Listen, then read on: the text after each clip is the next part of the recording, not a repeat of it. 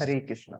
Welcome back to our Swadhyaya Reading Retreat Labs. So we're continuing to read from Gita for Daily Enrichment book series. And today we are going to read it from chapter number 5, verse number 23. So let's go to the Vedas, and it is from Bhagavad Gita as it is. So what does the translation say? Before giving up this present body, if one is able to tolerate the urges of the material senses and check the force of desire and anger, he is well situated and is happy in this world. Now let's go to read it from Gita Enrichment, Gita for Daily Enrichment series book. And in this, let's read it. So it is paraphrased as the sentence, the header, are we letting unnecessary burdens strain us? We often feel strained by the pressure of having so many things to do. Even if we have a heavy workload, our strain frequently comes not from our outer burden, but from our inner burden. What is our inner burden?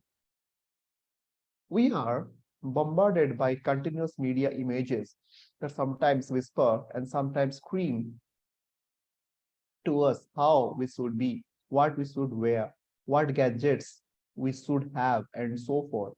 We hanker and struggle to obey the dictates of the media, but over time, practical considerations force us to recognize grudgingly that grudgingly means given or allowed only reluctantly, resentfully, or allowed, yeah.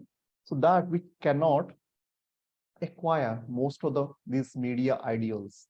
Our inability frustrates us. This combined weight of hankerings and frustrations is our inner burden.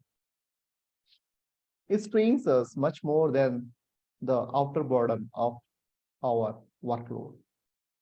Among these two, decreasing the outer burden may not be in our hands, but decreasing the inner burden is. We just have to restrain ourselves by resolving internally to not be seduced by the media images. For this, the Bhagavad Gita 5.23 recommends that we tolerate the urges of hankering and frustration. So these things we have to remember. Tolerate, do you have to practice dry, joyless abstinence as when a diabetic person gives up sugar? Not at all. The same Gita verse states that tolerance makes us happy, sukhi.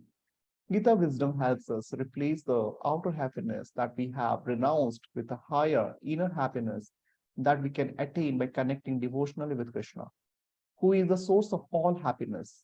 When we cultivate his remembrance regularly and lovingly, our inner life becomes profoundly enriched.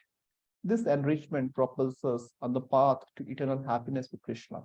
Additionally, as a byproduct, it enables us to restrain ourselves. By this restraint, we tap hitherto dissipated mental energy and thereby manage life's unavoidable strains better. So the meaning of it is it's an adverb until now or until the point in time under discussion.